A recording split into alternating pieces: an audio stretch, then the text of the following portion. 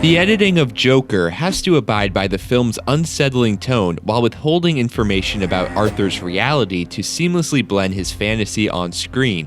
That uncomfortable, stomach-churning feeling you get while watching Joker might be caused by the choices made in the edit bay by editor Jeff Groth.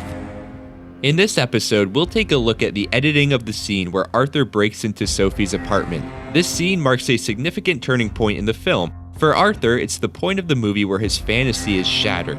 For the audience, it reveals that what we're seeing might not be real. It's time to dive into the editing of this scene from Joker and take a look through the cutting room window.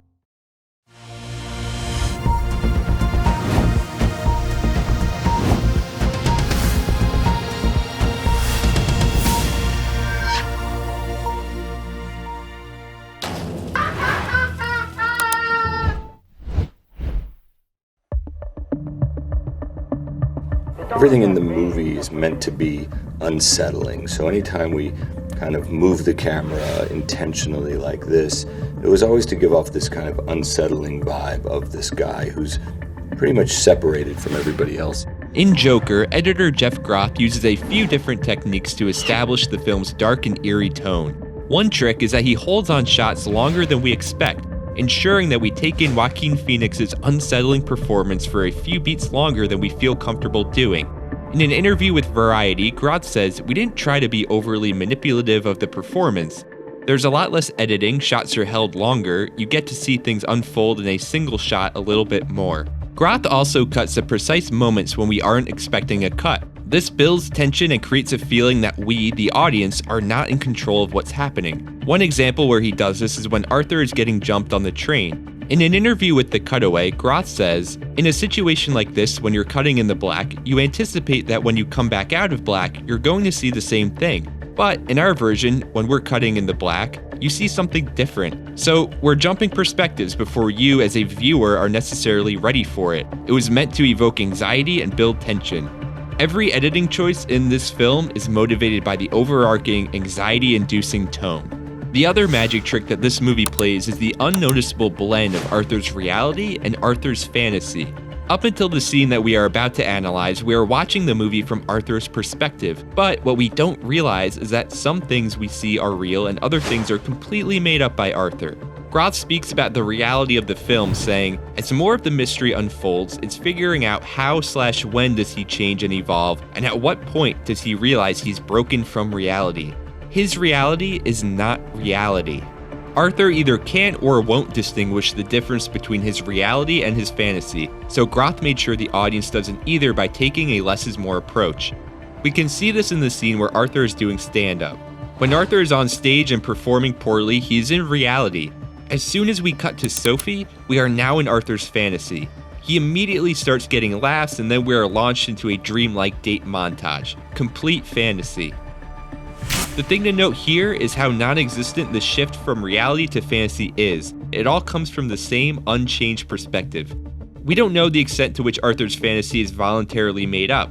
He may just perceive what's happening as reality, just like the audience does. This lack of transition between reality and fantasy is setting up the big reveal that Arthur is, in fact, conjuring his own fantasy into the reality that we are seeing.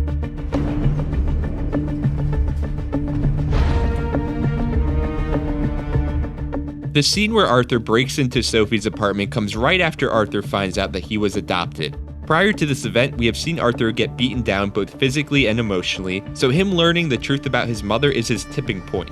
Groth mentions that we expect him to turn at some point by saying, "With a movie called Joker, you know quite solidly where you're going to land at the end. So it was about how we are getting and moving forward to that." Well, this is the moment we've been waiting for. This scene has the responsibility of communicating the information that Arthur has been living a fantasy, and that has to be told through the editing. We'll take a look at how Groth accomplishes this reveal of information, maintains the movie's tone, and builds suspense all in this one scene.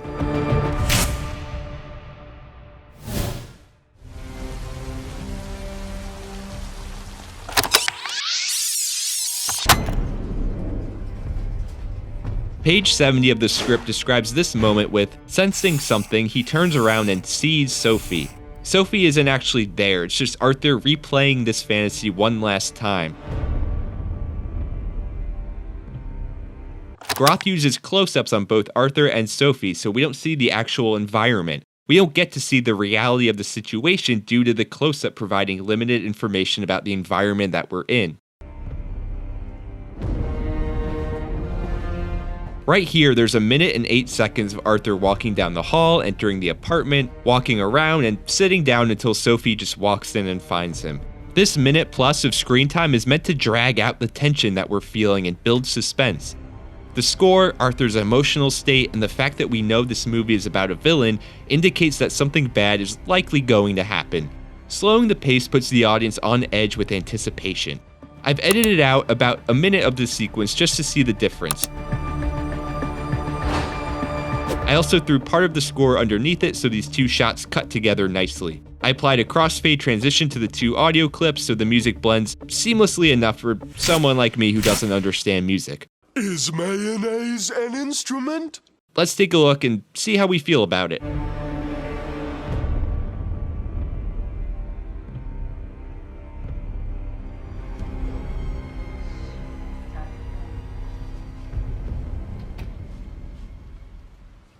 Oh my God. What are you doing in here? So the cut here, it flows nicely, it works in that sense, but you definitely lose the emotional weight that the original minute gives you. Our concern for Sophie doesn't build up to the moment where she appears. She just suddenly appears and then we have to start worrying for her. But it's too late because the scene is already moving on. So the slow burn minute definitely adds to the suspense that's needed for this scene. It's also worth noting that a majority of this minute is used to show close shots of Arthur's hands. I think Groth chose to use these shots because he isn't showing Arthur's face, so we don't know exactly what he's feeling in that moment. Again, this is to build suspense and limit the amount of information given to the viewer. We don't know what Arthur is intending to do. We don't know where Sophie is. The tension we feel at this moment is our brain trying to put together the puzzle pieces but unable to see the full picture. We'll actually explore this idea more a little later when we look at close shots versus wide shots.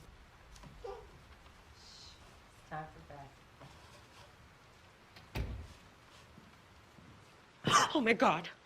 When Sophie enters, we shift to her perspective, seeing her reaction to Arthur and then her POV of his back, unable to read his face. The most important thing for the audience to process in this moment is Sophie's reaction to seeing Arthur, because she acts differently from how we've seen her before. Now, let's look at the shot selection for each line of dialogue. Oh my God. We get a medium shot on her when she delivers, What are you doing in here? For this line, we want to see the emotion in her face and the panic in her eyes. However, we also get to see her body language as she puts her hand over her heart. Because of her body language, the use of a medium shot here better highlights Zazie Beetz' performance than a close shot would. Take a look at the difference. Oh my God. What are you doing in here? Oh my God. What are you doing in here? So a little trick here is if you're editing a scene and the cut between two shots just isn't flowing that well or it feels a little too jarring, sometimes adding in a sound effect can actually stitch the shots together nicely. Here, the sound of thunder is used to make this cut more seamless. It also adds to the ominous tone of the scene. Here's the same cut without the thunder sound effect. What are you doing in here? And here's the final one with it. What are you doing in here? It's a very subtle difference, but it helps the transition between shots flow a little nicer. You're in the wrong apartment. Going into the scene, we were worried about what Arthur might do. By showing Sophie's point of view, we connect with her as tension continues to build, fearing what might happen to her. This shot from behind Arthur combined with the line of "you're in the wrong apartment" go well together because Sophie is trying to plead with him, but she can't read his face, adding more to the tension.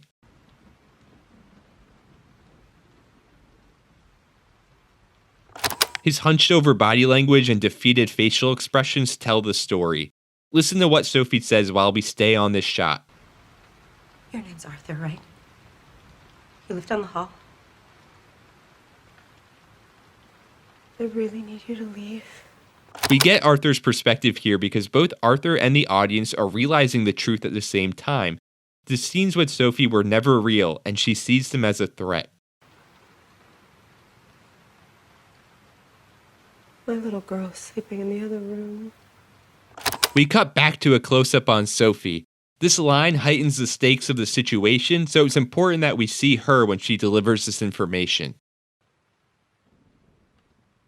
I like that we get another shot of the hands and pan up, showing Arthur's hunched over body language and the short amount of space between his hands and his head. The close-up is used on this line to see how Arthur is emotionally handling this moment.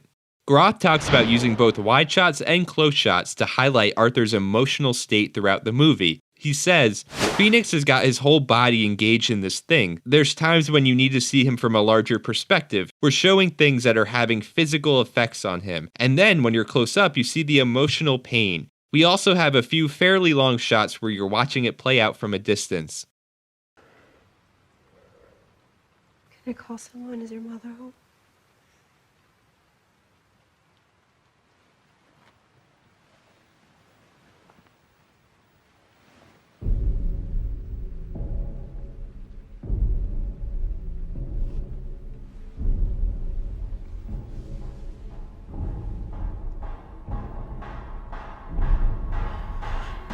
Up until now, the audience is likely confused about Arthur and Sophie's relationship, as the two of them getting together never made much sense. The dialogue between Arthur and Sophie in this scene makes us question this relationship even more, but the true nature of their relationship isn't confirmed until we get this flashback sequence. The thing that I really love about this sequence is that we are never outright told that Arthur has been making it up. Instead, this information is given to us by the editing. So, why does this sequence of shots work? Well, for each reveal that Sophie wasn't really there, it always starts with a close-up on the two of them, then cuts to a wide shot of just Arthur. We know that the close-up is fantasy, and we know that the wide shot is reality, but how do we know this? This works well for a few reasons. First, we can look at the nature of these types of shots. Close-ups provide little information, while wide shots provide much more information. That's why we see many scenes typically start with wide establishing shots, so we can take in the environment and collect the information that we need before diving into the scene. Up to this point in the scene, we are already looking for answers. When we cut to the wide shot in this sequence, we instinctively look for more information. Specifically, we look for information that wasn't there in the close shot. The information that we find is that Arthur has always been alone during these moments. I also feel that wide shots can provide an outsider experience. This is done a lot in comedy, where something will be happening and then abruptly cutting to a wide shot shifts perspective, so we realize how ridiculous that thing is. For example, let's take a look at the scene from Booksmart. When the music's playing and we're cutting between close shots, we're viewing the scene from the character's perspective. But when the music stops on the wide shot, suddenly our perspective shifts to an outsider watching the girls dancing from across the street. What? Excuse me? Oh, what? This gets a laugh because we are suddenly jolted into reality and we see the ridiculousness of the reality of the situation. In this sequence in Joker, the wide shot has a similar effect. It pulls us out of Arthur's perspective. It pulls us out of his fantasy and into reality as a bystander in the scene, seeing Arthur alone. And yeah, I never thought I would be comparing Joker to Booksmart in any way, but it's 2020. Nothing makes sense anymore. I don't know what to tell you. It's also worth noting that Groth uses jump cuts here to reveal the distinction between fantasy and reality. He could have used a crossfade or dissolved Sophie out of the shot, but he chose to go with the more unconventional jump cut, and it works. In Walter Murch's book, In the Blink of an Eye, he speaks about jump cuts by saying, the new shot, in this case, is different enough to signal that something has changed, but not different enough to make us reevaluate its context. The displacement of the image is neither motion nor the change of context, and the collision of these two ideas produces a mental jarring, a jump, that is comparatively disturbing.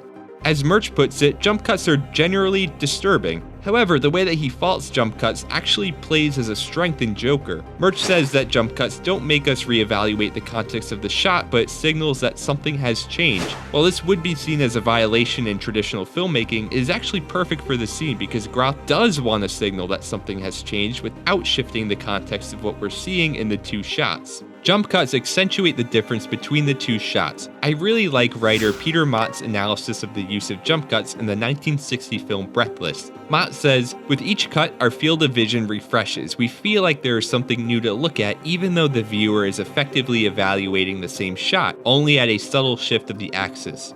Groth uses the jump cut in the same way for this scene. Every time we jump from fantasy to reality, the audience's perspective refreshes, and we feel like we're looking at something new. When we combine a refreshed outlook at the second shot of the cut with our search for answers that was set up earlier in the scene, we are able to put the pieces together and figure out that the second shot in each cut is reality. The editing of this scene helps communicate crucial information to signify the turning point of the film. Arthur's fantasy is dead, and he is becoming Joker.